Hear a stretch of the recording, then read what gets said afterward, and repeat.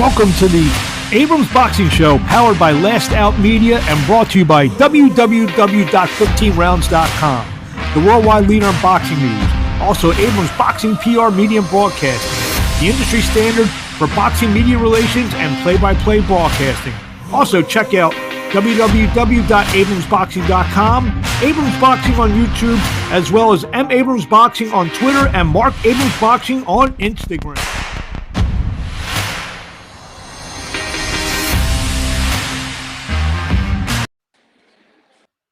What's happening? We're here live. I don't know why we're getting some feedback. Hold on. I'm here with my good friend. Oh, that's why. I see. I'm here with my good buddy Ray, sweet baby Ray Flores, who's in Las Vegas. Who'll be calling the action this Saturday night live, the big heavyweight title fight between Deontay Wilder and Tyson Fury. Ray, what's happening? A lot of energy is happening here in Las Vegas, Mark. We're 2 days away from Wilder Fury #3. The trilogy will be completed. Nothing bigger than the heavyweight championship of the world in Las Vegas. Honored to be a part of it, but honestly, really looking forward to Saturday night. The entire card is stacked, my man. Yeah, we'll get into the entire card for a minute. It's been a pretty cool week so far. I've been watching all the press conferences. You actually hosted the undercard press conference today. I saw you hosted the Fighter Grand Arrivals. What have you gotten so far from being at the Grand Arrivals and yesterday's press conference between Wilder and Fury?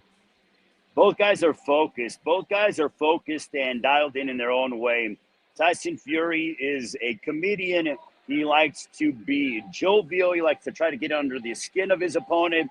Deontay Wilder, he's locked in. He is so mentally and spiritually in the best place I've ever seen him in the course of his career. He is very much focused, but also he's relaxed. He has a sense of calm about him, but also he knows that he has to be a dangerous man on Saturday night to upend Tyson Fury in order to recapture and become a two-time heavyweight champion of the world. Both of these guys, without a doubt, the winner of this fight, Mark, will be the best heavyweight in the world. And I am looking forward to what I think is going to be the best fight out of the trilogy. Absolutely.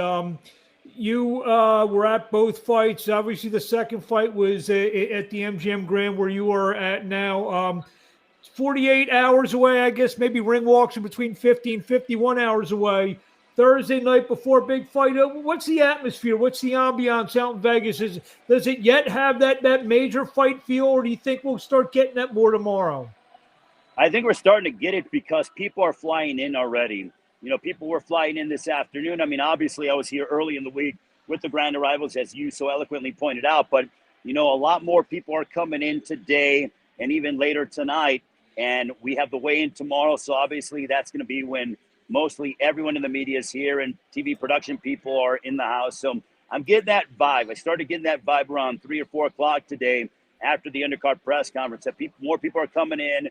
They're making their way here to Las Vegas, and they're settling in for what I think is going to be a tremendous night of boxing on all accounts. The trainer change. Malik Scott in, Mark Breland out. JD's, I guess, is probably taking a little bit lesser role because I guess Malik will probably run the corner on Saturday night. Yes. What do you make? What do you make of all that? The thing is I know people were talking about, oh, how come Deontay Wilder didn't get a more high-profile trainer? You know, like a Freddie Roach, like a Robert Garcia, or go down the list of the amazing trainers. Here's the deal: Deontay Wilder loves familiarity, and at the end of the day, Deontay Wilder needs somebody in his corner that he can trust, someone that when they speak to him, when they give him instructions, he has the confidence in them to be able to go out and do what they tell him to do. He has that with Malik Scott. I've known Malik for many years, as have you, and Malik Scott is a student of the game. He studies nonstop. And I'll tell you, yeah, a Philly guy, exactly. Malik, what I've heard in training camp is that Malik will tell Deontay instructions, and Deontay executes it immediately. There is such a trust in Malik Scott from Deontay Wilder. And bottom line is this, Mark. Everyone talks about the high-profile trainers. Well, at the end of the day, those high-profile trainers got to where they are because somebody took a chance on them, and they were successful at the highest level. for Malik Scott Saturday night, that could be his opportunity if he leads Deontay Wilder to his second heavyweight championship run. And I think it could happen because there is a chemistry. There is this bond that they have between each other. And Malik knows Deontay's strengths, and he's programming him to be the best Deontay Wilder he can be. I've heard from many accounts that Deontay Wilder is hitting harder than he ever has before with 18 and 20-ounce gloves. That is a scary proposition, my friend. Well, you play Malik Scott for a minute. What do you tell Deontay Wilder? Because obviously the second fight, he for lack of a better term, he got his ass kicked.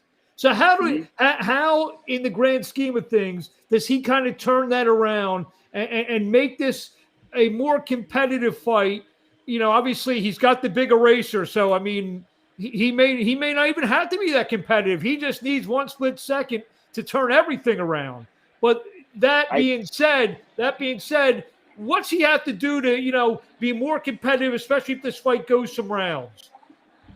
I think the key is the jab. Deontay Wilder has an underrated jab, and he's got to go back to using it. People talk about, Deontay Wilder doesn't have much boxing skill, this and that. Well, let's go back to 2008, and Deontay Wilder won a bronze medal in the Olympics. You don't do that by not having any boxing skill. Deontay Wilder needs to use his jab, double up on the jab, and set up that right hand. He was waiting for that one home run shot in the second fight, and Fury put together punches and just bulldozed him and was able to barrel right over him. Deontay Wilder needs to use the jab to get Tyson Fury to think about something, because when the jab comes, Fury knows the right hand at some point is going to be thrown. You can't just throw a lead right hand and expect Tyson Fury to be sitting there and saying, here, come flip me, no matter how fast the right hand is. He's got to use his jab. And also, if Fury comes forward, I know that Deontay Wilder's been working on his strength and conditioning. If Fury comes forward, Deontay Wilder needs to hold his ground and start to attack and not allow Fury to put him on his back foot. I think that is two of the keys. One, Wilder has to use his jab. Two, Wilder needs to hold his ground and not allow Fury to back him up.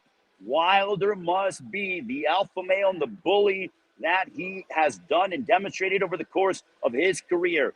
That is what he has to do against Tyson Fury. He must create doubt in the Gypsy King's mind, and if he doubles up on the jab and he starts to land something significant early, I think that will create that doubt in Tyson Fury's mind. What do you make of? I know we were sitting at the weigh-in together back in 2000 or early 2020. We all were scratching our heads when it what was it, about 275 for Fury the last time. Yes. Sugar Hill came out, his trainer, and said, "Yeah, he may be 20 pounds heavier this time." I don't know if you heard him say that or read them say it. What do you make of that? Or do you think that's a bunch of BS that Fury's gonna come in the 290s? I think that's gamesmanship, because I saw Fury on Tuesday, and unless that I'm so off, base when it comes to being able to analyze somebody's body, Fury looks in good shape, and I think he's coming in around 275, 280 at the max. Fury looks in good shape. Is he an Adonis? No, he never has been. Probably never will be. But to say that he's teetering in the 290s, the 300s, unless my eyes are deceiving me, and I just got a new pair of contacts before I came here to Las Vegas, I think that is highly doubtful. What so let's just jump in the other corner. You're Sugar Hill. Are you just telling in terms of game plan, if your charge is Tyson Fury on Saturday night, just pick up where you left off, maybe not really change much? Is that what you're expecting, or what do you think we're going to see out of the Gypsy King on Saturday night? I think he's got to change things up, because Wilder's going to be ready for that come forward pressure, and he's going to be. If he decides to go that close into the lion's den this time, I think Fury's going to get knocked out. So I think what needs to happen is a combination of the two fights. One, the first fight, it was a tactical, brilliant performance from Tyson Fury. I thought the fight went to Deontay Wilder the first fight. But again, I thought Fury was very competitive in that fight. So he's got to use his slick movement. He's got to be able to use his boxing skill to stay away from Deontay Wilder. But I think at points of the fight, he's going to have to back him up. He's going to be able to have to go and rough him up. So it has to be a combination. The game plan must be a hybrid of both fights, the first and the second fight, which Fury can do. He's got to be able to pick his spots as to when he has Wilder against the ropes and when he tries to rough him up. But he also needs to frustrate him mentally and use his feints and his head movement and also his boxing skill to throw him off base and not allow Wilder to get into a rhythm. You mentioned quickly undercard. Just a tremendous card. I mean, when you have fighters like Julian Williams and Edgar Berlanga kind of fighting on the middle portion, the ESPN2 FS1 portion of the card, you know it's stacked. Obviously, we have Usyk, who just won 3 belts, and you have other contenders like Dillian White. The next, I guess maybe the bottom of the top 10 of the heavyweight division will kind of be made clear on Saturday night based on a couple of undercard fights, most notably Konaki and Helenius, and also a Jogba against Frank Sanchez. A couple seconds on each of those fights.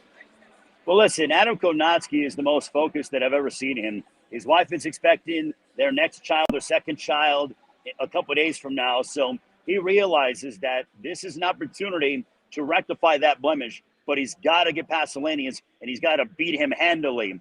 With Helenius, I think he's pissed off that he had to give this rematch to Adam Kownacki in the fashion that he did. But you know what? The business of boxing says, hey, guess what? You're going to be paid handsomely. You got to give this guy a rematch. And I think Helenius wants to prove, look, this guy's not on my level.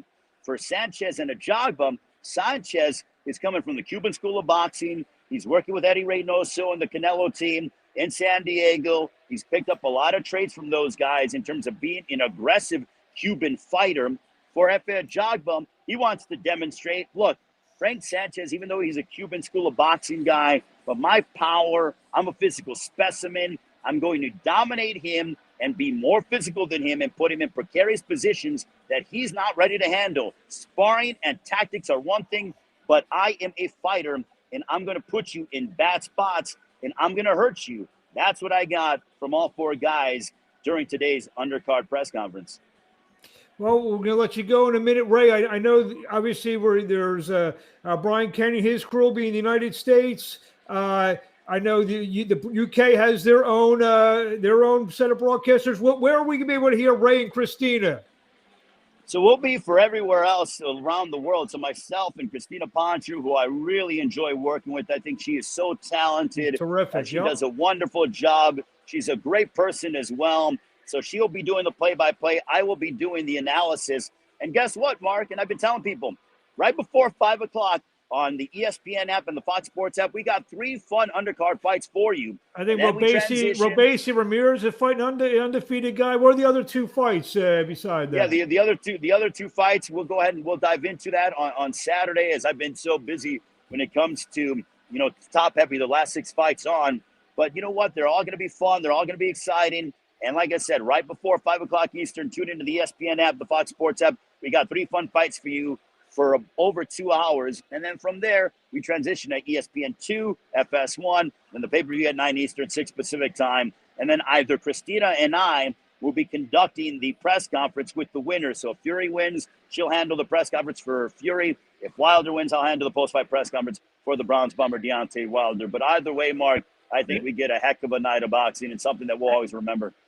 And fans all over the world will be able to hear you and Christina during. So we're excited, man. You have a country you want to shout out to tell them to tune in?